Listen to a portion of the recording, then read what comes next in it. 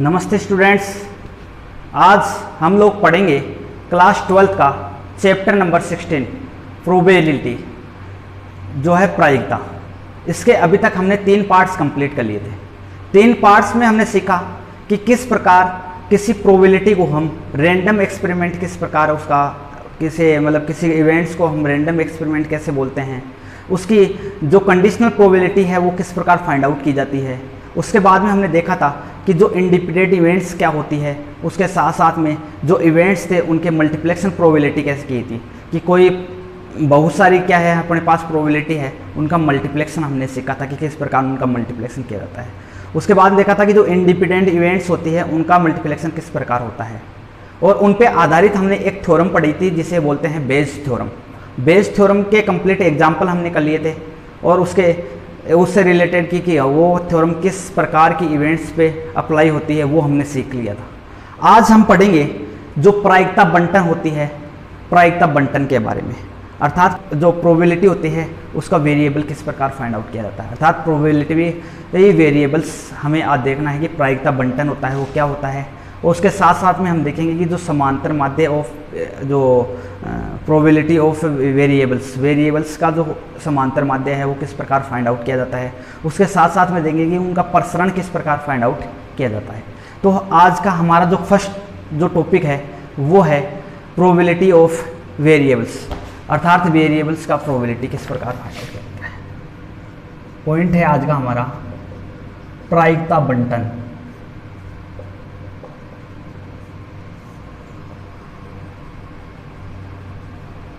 Probability variables.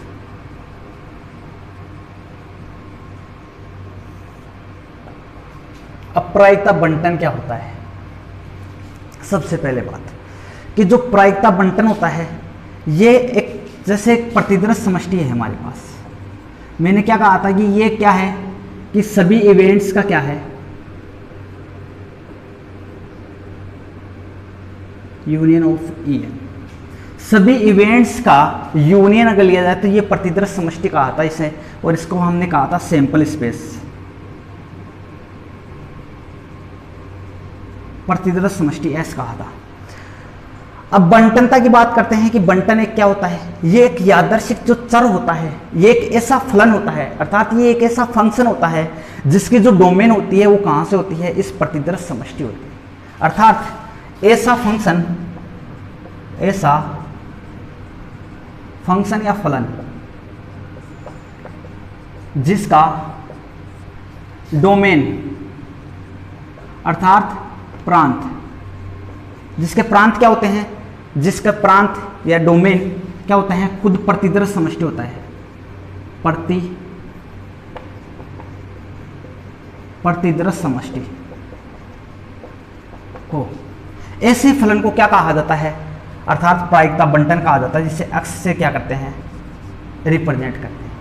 अर्थात ऐसा variable या ऐसा फलन जिसका क्या हो, जिसका प्रांत किस में से हो, प्रांत प्रतिदर्श समष्टि हो, अर्थात उनके सभी प्रांत कहाँ से उपस्थित हो, प्रतिदर्श समष्टि से उपस्थित हो, तो हम उसको क्या बोल सकते हैं, प्रायिकता बंटन कहते हैं। अब देखो जो प्रायिकता जो बंटन होता है, वेरिएबल होता है, ये एक्चुअल में किस प्रकार फाइंड आउट किया जाता है। जैसे मैं एक एग्जाम्पल लेता हूँ, कि जैसे मेरे पास एक है सिक्का, मैं सिक्के को क्या करता हूं, 2 बार उछालता हूं। मैंने सिक्के को क्या किया, एक सिक्के को 2 बार उछाला, या ऐसे बोल सकते हो कि 2 सिक्कों को मैंने एक बार उछाला। बात यही है, इसकी जो प्रतिदर्श समष्टि आएगी वो क्या आएगी, या तो दोनों बार हेड आ सकते हैं, या फर्स्ट बार हेड आ गया दूसरी बार टेल आ गया, या फर्स्ट बार टेल आ गया दूसरी बार हेड आ गया, या दोनों बार क्या आ सकता है, टेल आ सकता है। यही कंडीशन हो सकती है कि ये जो इसकी प्रतिदर्श समष्टि है, अर्थात इसकी क्या होगी, प्रतिदर्श समष्टि होगी। अब मेरे को बंटनता ज्ञात करना है, अर्थात हेड आने की प्रायिकता बंटन ज्ञात करना है। अब देखो इसकी बंटनता कैसे ज्ञात कर सकता हूं, या तो मैं x बराबर 0, x बराबर 0 का मतलब क्या हो गया कि जो हेड आ रहा है वो आ ही नहीं रहा, दोनों बार उछाला, फर्स्ट बार उछाला तब भी हेड नहीं आया, सेकंड बार उछाला तब भी हेड नहीं आया। अर्थात x बराबर 0 का मतलब क्या हो गया कि हमें जो मान प्राप्त करना था वो आया ही नहीं। x बराबर 1 का मतलब क्या हो गया कि फर्स्ट बार उछाला तब हेड आ गया, सेकंड बार उछाला नहीं आया, या फर्स्ट बार उछाला नहीं आया, सेकंड बार उछाला वापस क्या आ गया, हेड आ गया। तो यहाँ पे मतलब दोनों बार में जो आ रहा है वो कितनी बार आ रहा है, हेड 1 बार आ रहा है। या क्या हो सकता है, x बार का दोनों बार क्या आ जाए, हेड आ जाए। फर्स्ट बार उछाला तो भी हेड आ सकता है, दूसरी बार उछाला तो भी हेड आ सकता है। अर्थात इनकी जो प्रोबेबिलिटी होगी ये इसका क्या है, प्रायिकता है। प्रायिकता बंटन अपना क्या करेंगे, ये प्रायिकता किस प्रकार फाइंड आउट कर जाता है। तो ये जो इनकी सारणी बनेगी इसको बोलते हैं प्रायिकता बंटन। अब बताओ दो बार से ज्यादा तो नहीं उछाल सकता, दो बार से ज्यादा तो नहीं आ सकता, क्यों? क्योंकि मैं मैक्सिमम कितनी बार उछाल रहा हूँ, सिक्के को 2 बार उछाल रहा हूँ, तो 2 से ज्यादा तो नहीं आ सकता। अर्थात x बराबर 0, x बराबर 0 का मतलब क्या हो गया, x बराबर 0 का मतलब हो गया मैंने फर्स्ट बार सिक्के को उछाला तब क्या नहीं आया, तब क्या आया अपने पास, हेड नहीं आया। तो हेड नहीं आने की प्रायिकता कितनी होगी, फर्स्ट बार उछाला तो 1/2 इंटू सेकेंड बार उछाला तब भी जैसे हेड आने की प्रायिकता, हेड आने की प्रोबेबिलिटी कितनी होगी, 1/2, और टेल की प्रोबेबिलिटी कितनी होगी, 1/2, यही होगी। अर्थात फर्स्ट बार मैंने सिक्के को उछाला, फर्स्ट बार सिक्के को उछाला तो क्या नहीं आया, हेड नहीं आया, हेड नहीं आया, इसका मतलब क्या आ गया, टेल। सेकंड बार उछाला तब भी क्या है, मेरे पास टेल आया, तो इसकी प्रोबेबिलिटी कितनी हो जाएगी, 1/4। अर्थात इसकी प्रोबेबिलिटी कितनी होगी, 1/4। प्रोबेबिलिटी ऑफ x बराबर 0 की ये रही। प्रोबेबिलिटी ऑफ 1 मैं क्या कर सकता हूं, मेरे पास यहां पे 2 कंडीशन आ सकती है, फर्स्ट एंड सेकंड।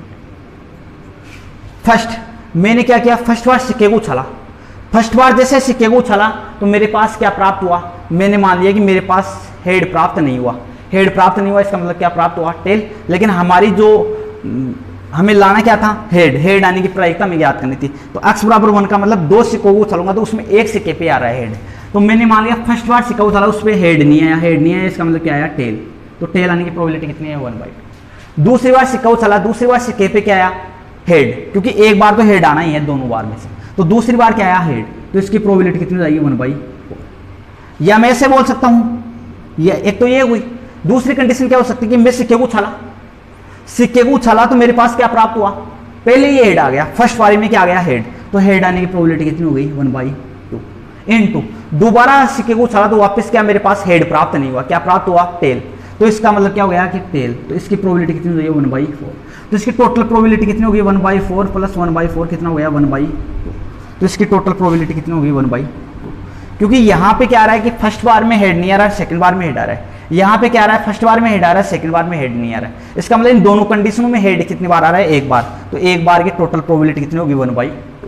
सेकंड इसका x बराबर 2, x बराबर 2 का मतलब दोनों बार क्या आ रहा है, हेड, दोनों बार हेड आने की प्रोबेबिलिटी कितनी है, केवल फर्स्ट बार सिक्के को उछाला तो क्या आया, हेड, तो उसकी प्रोबेबिलिटी कितनी है, 1/2।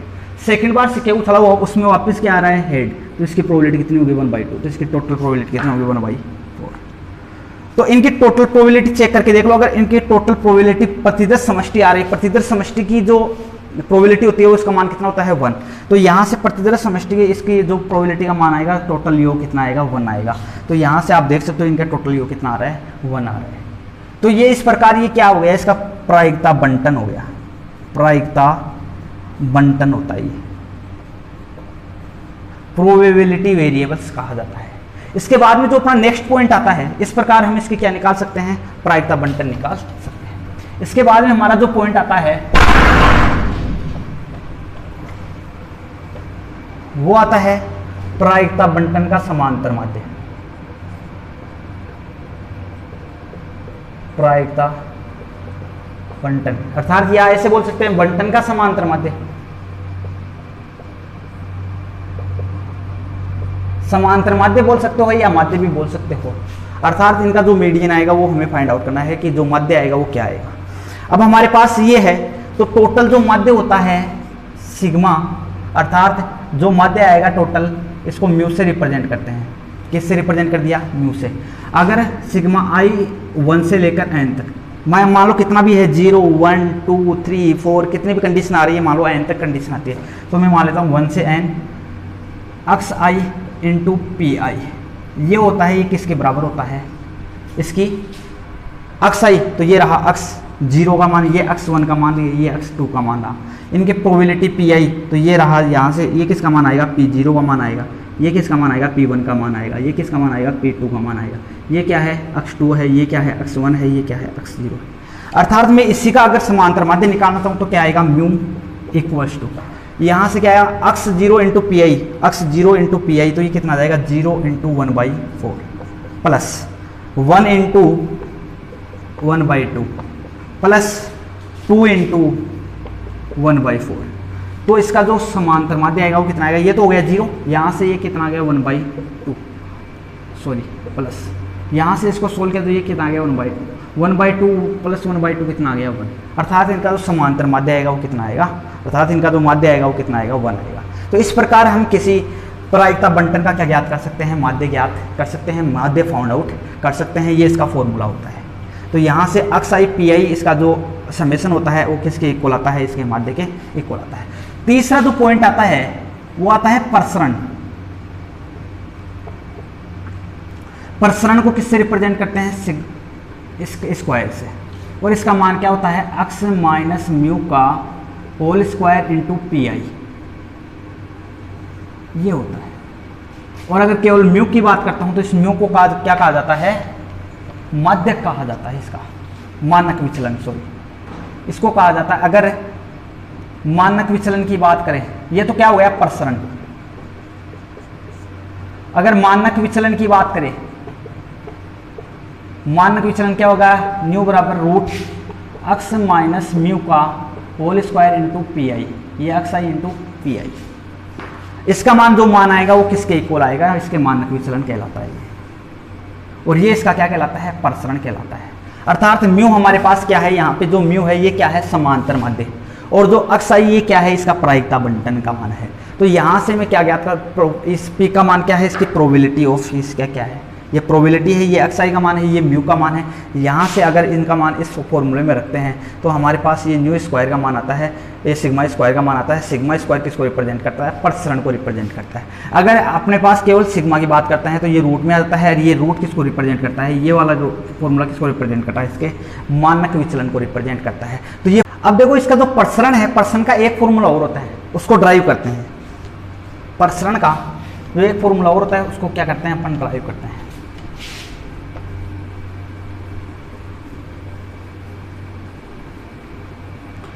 अब देखो हमारे पास प्रसरण का मान कितना है, यहाँ अक्स आई माइनस म्यू का whole square into P I. यहाँ से मैं होल स्क्वायर को खोलता हूँ, मैं हम जानते हैं वी नो डेट, क्या जानते हैं कि a प्लस बी का होल स्क्वायर क्या होता है, a square plus B square plus 2ab, ये होता है a प्लस बी का होल स्क्वायर का फॉर्मूला। तो यहाँ से अक्स माइनस इसका हमारे पास क्या है, इसकी जगह अक्स माइनस एक, इसका होल स्क्वायर क्या होता है, a square plus B square minus 2ab, ये होता है। यहाँ से मैंने क्या रख दिया है, ये फॉर्मूला देखो a माइनस बी का होल स्क्वायर, तो इसकी जगह मैं क्या लिख सकता हूँ, a square plus B square minus 2ab।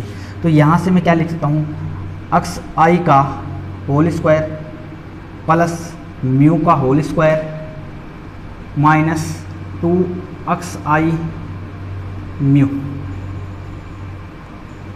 Into P I. मैं पी आई से सबको क्या कर दिया, मैंने गुणा कर दिया। यहाँ से क्या आ गया, अक्स आई का whole square into P I plus mu का whole square into P I plus 2 of X i into mu into P I. यहाँ से हमने अभी एक चीज़ देखा था, क्या देखा था कि जो म्यू का मान क्या होता है, sigma of I equals to 1 से N X I P I, यही होता है। अब हमारे पास देखो यहाँ से मैं क्या लिख सकता हूँ, म्यू, म्यू की जगह क्या रख सकता हूँ, sigma of X I p x i रख सकता हूँ यहाँ से म्यू की जगह। यहाँ से म्यू की जगह क्या आ गया, पी आई अक्स आई। तो यहाँ से क्या कर सकते हैं हम, देखो यहाँ से इसको आगे सोल्व करते हैं। ये आ गया अक्स आई का whole square into P I plus यहाँ से मैं क्या ले लूँ, म्यू मैंने कॉमन ले लिया, म्यू कॉमन लिया, यहाँ क्या बचा, mu into P I plus 2 of X I P I. अब बताओ अक्स आई पी आई, ये रहा अक्स आई पी आई। अगर यहाँ से मैं क्या लिख सकता हूँ कि इसको क्या लिखता हूँ, इन सब का सम की बात करता है। तो यहाँ से मैं म्यू की जगह क्या रख सकता हूँ, sigma of X I P I लिख सकता हूँ। यहाँ से मैं क्या लिख सकता हूँ, इसको यहाँ से देखते हैं तो ये हो गया अक्स आई का होल स्क्वायर प्लस पी आई प्लस इस म्यू की जगह मैं क्या लिख सकता हूँ, यहाँ से इस म्यू की जगह क्या लिख सकता हूँ मैं, सिग्मा आई इक्वल्स टू 1 से N X I P I into mu of P I plus 2 X I P I, यही होगा। यहाँ से देखो इसको और सोल्व करते हैं, अगर मैं इसको अंदर गुणा कर दूँ, इसको भी अंदर गुणा कर दूँ, तो ये इसका क्या हो जाएगा, होल स्क्वायर हो जाएगा, अर्थात ये इसका होल स्क्वायर होगा। तो इसकी जगह मैं क्या लिख सकता हूँ, यहाँ पे तो क्या आ गया, अक्स आई का whole square into P I plus इसको अंदर मल्टीप्लाई करूँगा तो ये क्या आएगा, आई इक्वल्स टू 1 से N X I mu into P I का होल स्क्वायर प्लस ये अंदर गुणा होगा 2 क्या होगा, 2 अक्स आई पी आई और ये सिग्मा आएगा आई इक्वल्स टू 1 से एन। ये दो बाहर ले लिया मैंने, ये इससे मल्टीप्लाई होगा तो सॉरी ये इनका स्क्वायर आएगा। अब ये 2 बाहर ले लूँगा तो ये क्या जाएगा, म्यू का स्क्वायर होगा या नहीं होगा, तो यहाँ से मैं इसको क्या लिख सकता हूँ, म्यू का स्क्वायर। यहाँ पे क्या आ गया, इसकी जगह क्या लिख सकता हूँ मैं, अक्स आई कैप तो बाहर ले लिया और यहाँ क्या ले लिया मैंने, अक्स i into P I plus यहाँ पे क्या लिख सकता हूँ मैं, अक्स आई इंटू पी आई, इसकी जगह यहाँ से देखो इस म्यू को तो बाहर ले लिया मैंने, यहाँ से क्या गया आई इक्वल्स टू 1 से एन और एक पी आई को भी बाहर ले लिया, एक पी आई को भी मैंने क्या ले लिया बाहर, तो यहाँ से क्या आ गया अक्स आई पी आई प्लस यहाँ से 2 को बाहर ले लिया, यहाँ क्या आ गया आई इक्वल्स टू 1 से एन अक्स आई पी आई का होल स्क्वायर। यहाँ से आगे इसको सोल्व करते हैं, सिग्मा ऑफ अक्स आई, इसकी जगह क्या लिख सकता हूँ मैं, यहाँ से इसकी जगह मैं म्यू लिख सकता हूँ क्योंकि ये म्यू के इक्वल है, यहाँ ये म्यू के इक्वल ही था, ये रहा अक्स आई पी आई किसके इक्वल है, म्यू के इक्वल है प्लस म्यू तो था ही, इसकी जगह क्या लिख सकता हूँ म्यू, ये आ गया म्यू का स्क्वायर, इसकी जगह क्या आ गया म्यू, ये रहा म्यू प्लस 2 ऑफ इसकी जगह क्या लिख सकता हूँ म्यू स्क्वायर। अब ये हमारे पास ये आ गया। अब देखो यहाँ से हमने क्या देखा, ये माइनस था, सॉरी यहाँ से देखो ये माइनस था ना, तो यहाँ माइनस आएगा और यहाँ क्या आएगा, माइनस आएगा, तो ये माइनस आ जाएगा यहाँ पे क्या आ गया माइनस, तो ये क्या आ गया माइनस, तो ये भी क्या आ गया माइनस आ गया। यहाँ से इसको और सोल्व करते हैं, इस म्यू को का क्या लिख सकता हूँ मैं, वापस म्यू का मान रख दो यहाँ पे जैसे ही अक्स आई के sigma of I equals to 1 से एन अक्स आई पी आई प्लस यहाँ से क्या बचेगा माइनस का म्यू स्क्वायर, और यहाँ से देखो आगे क्या लिख सकता हूँ मैं, यहाँ से देखते हैं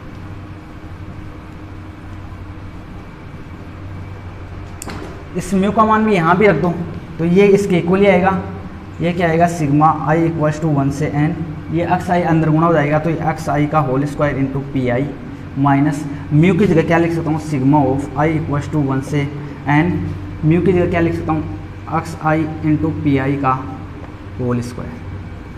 तो ये आ गया प्रसरण का दूसरा फॉर्मूला, क्योंकि यहाँ से हमारे पास पी का ही मान रहेगा, अक्स का ही मान रहेगा, तो यहाँ से हम क्या कर सकते हैं, डायरेक्ट भी इसका मान फाइंड आउट कर सकते हैं कि x square into P I minus x i into P I का होल स्क्वायर का सम और इसका सम में से सब्ट्रैक्ट करते हैं, तब हमारे पास जो मान आएगा वो प्रसरण का मान आएगा। तो इस प्रकार हम इसका फाइंड आउट कर सकते हैं। अब देखते हैं नेक्स्ट जो इसके एक्सरसाइज के जो क्वेश्चंस हैं उन क्वेश्चंस को करते हैं।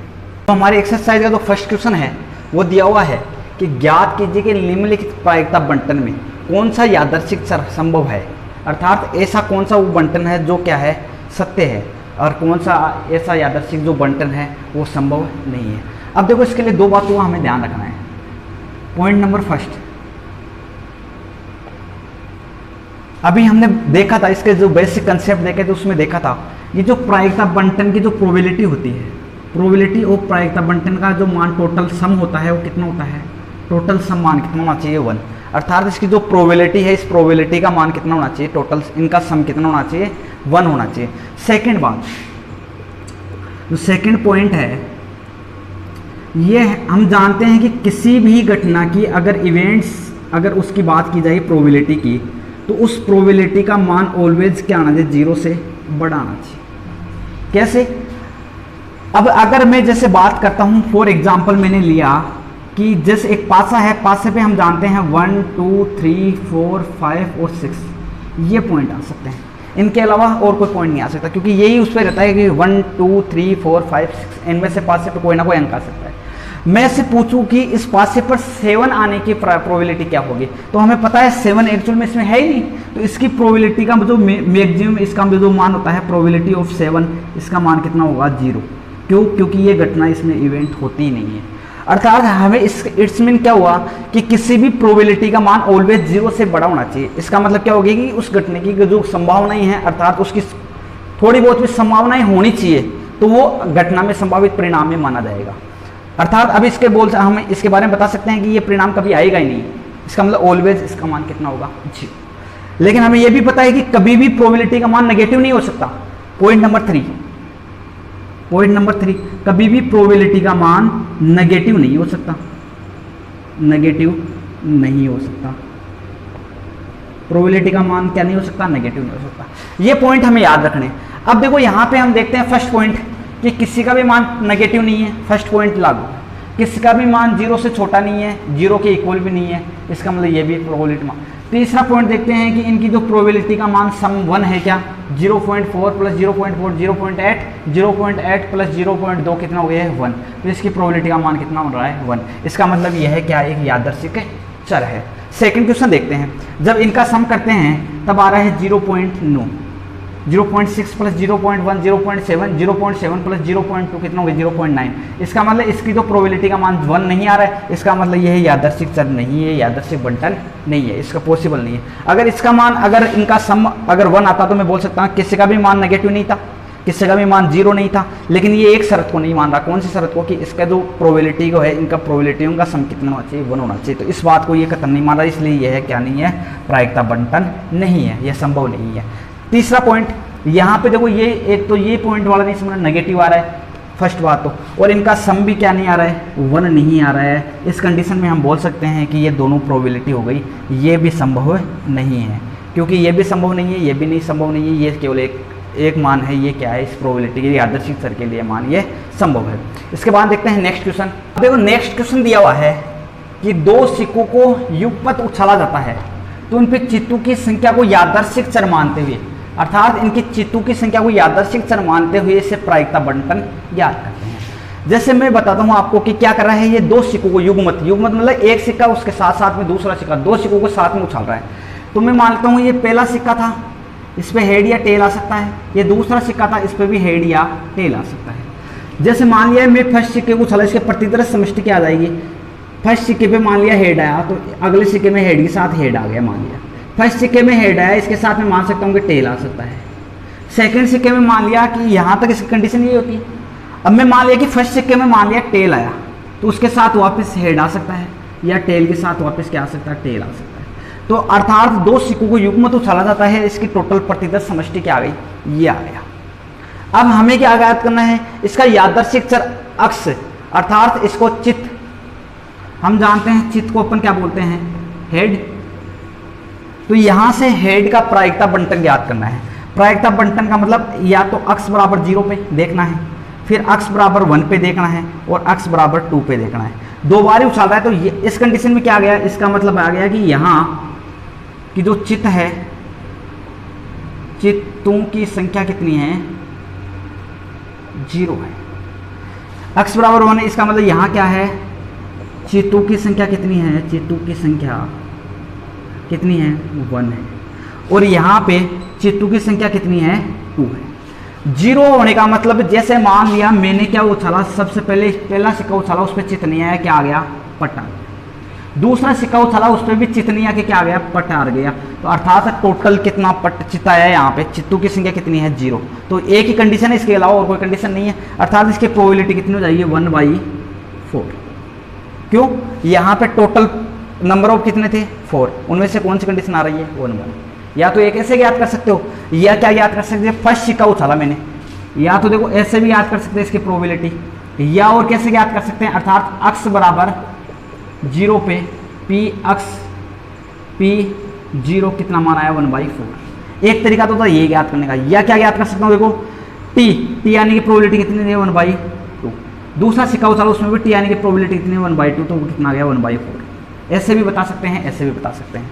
अब ऐसे ही दूसरी कंडीशन क्या आती है, देखो दूसरी कंडीशन में क्या आ रहा है, चित्तों की संख्या 1, चित्तों की संख्या 1 आ रही है, इसका मतलब या तो पहले क्या आ रहा है चित्त आ रहा है, या दूसरे में चित्त नहीं आ रहा है। इसमें पहले चित्त नहीं आया, सेकंड में चित्त आ रहा है, दो कंडीशन है, तो मैं दोनों का निकाल लेता हूँ। देखो पहले चित्त नहीं आने की प्रायिकता कितनी है 1/2 इंटू दूसरे चित्त आने की प्रायिकता कितनी है 1/2 प्लस चित्त नहीं आने की, ये सॉरी चित्त आने की प्रायिकता कितनी है 1/2 इंटू 1/2, तो यहाँ से कितना हो गया 1/4 प्लस 1/4 कितना हो गया 2/4, तो ये आ गया 1/2। यहाँ से ऐसे देख सकते हो या ऐसे देख सकते हो, टोटल कितनी थी 4 में से कितनी कंडीशन आ रही है 2, तो 2/4 इसका मतलब कितना आ गया 1/2। तो ऐसे भी ज्ञात कर सकते हो, अर्थात अक्स बराबर 1 पे P1 कितना आया 1/2। ठीक इसी प्रकार अक्स बराबर 2, अक्स बराबर 2 का मतलब क्या हो गया, फर्स्ट बार उछाला उसमें भी क्या आया हेड आया, सेकंड बार उछाला उसमें भी क्या आया हेड। तो ऐसी कंडीशन कितनी है 4 में से केवल एक कंडीशन है, अर्थात 1/4। या तो ऐसे देख सकते हो, या क्या बता सकते हो, हेड आने की प्रोबेबिलिटी कितनी है 1/2, और दोबारा सिक्का उछालने पर उसके हेड आने की प्रोबेबिलिटी कितनी 1/2, तो कितना आ गया 1/4। अर्थात P2 का मान कितना आया 1/4। इसकी प्रायिकता बंटन बना दो, ये x है, ये px, ये 0, ये 1, ये 2। 0 बराबर 1 पे इसकी प्रोबेबिलिटी कितनी है 1/4। 0 बराबर 1 पे इसकी प्रोबेबिलिटी कितनी है 1/2, और x बराबर 2 पे इसकी प्रोबेबिलिटी कितनी है 1/2। तो इस प्रकार इसकी प्रोबेबिलिटी प्रायिकता बंटन हम क्या कर सकते हैं, ज्ञात कर सकते हैं। तो ये इस प्रकार इसका आ गया प्रायिकता बंटन। अब देखते हैं नेक्स्ट क्वेश्चन। अब देखो इसी से हम क्या ज्ञात कर सकते हैं, इसी क्वेश्चन का मैं आगे भी बता देता हूँ कि इसी का अगर हमें ज्ञात करना हो प्रसरण, तो प्रसरण किस प्रकार ज्ञात कर सकते हैं। देखो प्रसरण का मैंने दो फॉर्मूले बताए थे, एक तो न्यू बराबर बताया था कि अक्स माइनस म्यू का whole square into P I, एक तो ये बताया था मैंने कि प्रसरण का ये होता है। एक इसके बराबर ही एक और फॉर्मूला बताया था, वो बताया था कि x square into P i sigma i equals to 1 से n i into P I minus sigma i equals to 1 से n अक्स आई पी आई का होल स्क्वायर। अब हमारे पास अक्स है, पी ये है, तो यहाँ से मैं क्या ज्ञात कर सकूँ, पहले अक्स स्क्वायर, यहाँ से अक्स स्क्वायर क्या आएगा बताओ, यहाँ से अक्स स्क्वायर आ जाएगा, अक्स स्क्वायर का मान कितना आएगा 0 का स्क्वायर 0, 1 का स्क्वायर 1, 2 का स्क्वायर कितना आ गया 4। X square into P I, तो यहाँ से इसका मान निकालो, x square into P I, x square into P I का मान कितना आ जाएगा, x square into P i, 0 को इससे मल्टीप्लाई किया क्या आया 0, 1 को इससे मल्टीप्लाई किया आया 1/2, 4 को इससे मल्टीप्लाई किया तो क्या आ गया 1, तो इनका सम कितना आ जाएगा 1/2 प्लस 1 कितना आ गया 3/2। एक तो हमें ये मान निकालना था, एक क्या निकालना था अक्स आई इंटू पी आई, ये रहा अक्स आई ये रहा पी आई, तो अक्स आई इंटू पी आई का मान क्या आ जाएगा, इनको आपस में क्या कर देंगे मल्टीप्लाई कर देंगे। ये रहा अक्स आई ये आ रहा पी आई, 0 को इससे मल्टीप्लाई किया 0, 1 को इससे किया 1/2, इसको इससे मल्टीप्लाई किया क्या आ गया 1/2, तो इसकी प्रोबेबिलिटी का मान कितना आ गया। यहाँ से इसमें रख दो x square into P I, x square into P I का मान कितना आया 3/2 माइनस इसका मान कितना आया 1, तो यहाँ से इसमें सब्ट्रैक्ट कर दो ये कितना आ गया, तो ये प्रसरण का स्क्वायर का मान आ गया ये रहा। अगर यहाँ से मानक विचलन निकालना चाहिए तो मानक विचलन कैसे आ जाएगा, मानक विचलन आएगा सिग्मा, सिग्मा मान क्या आ जाएगा √1/2, तो ये आ जाएगा 1/√2, तो ये आ गया इसका मान विचलन। अगर हमारे पास किसी समीकरण का अगर प्रायिकता बंटन है तो हम उसका माध्य भी ज्ञात कर सकते हैं और प्रसरण भी ज्ञात कर सकते हैं उसका, और मानक विचलन भी ज्ञात कर सकते हैं। तो ये एक ही क्वेश्चन से मैंने सभी बनने वाले सारे टाइप्स के क्वेश्चन बता दिए। तो इस प्रकार हम किसी भी यादृच्छिक जो चर दिया हुआ है उसका हम प्रायिकता बंटन भी ज्ञात कर सकते हैं, प्रायिकता बंटन के साथ साथ उसका माध्य भी फाइंड आउट कर सकते हैं, माध्य के साथ साथ उसका प्रसरण और मानक विचलन का मान भी फाइंड आउट कर सकते हैं। इसी प्रकार इसके सारे क्वेश्चन होंगे, वो सारे क्वेश्चन आपको करने हैं। जो क्वेश्चन नहीं आता है वो आप कमेंट बॉक्स में पिन कर देना, उसका मैं आंसर करवा दूंगा। सब एक टाइप है, इसी प्रकार सभी क्वेश्चन होंगे। ये सभी क्वेश्चन एक ही फॉर्मूला काम करेंगे, बस फॉर्मूले याद रखना है, उसके बाद में सारे क्वेश्चन हो जाएंगे। तो यहाँ तक ये प्रश्नावली के क्वेश्चन सभी कंप्लीट होते हैं, और आपको जो प्रश्न नहीं आता है वो आप उसमें कमेंट बॉक्स में पिन कर देना, उसका सॉल्यूशन मैं नेक्स्ट पार्ट में करवा दूँगा। ठीक है।